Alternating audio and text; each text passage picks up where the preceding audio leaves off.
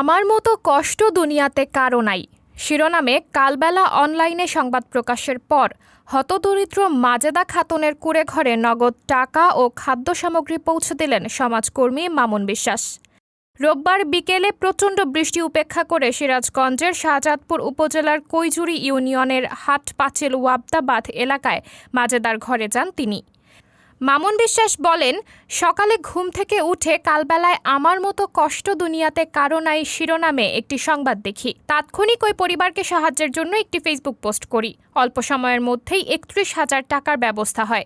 সেই টাকা দিয়ে ৩ বস্তা চাল, ডাল, মুরগি, মাছ, কাপড়-চোপড় সহ ১৩,০০০ টাকার সামগ্রী কিনে দিয়েছি।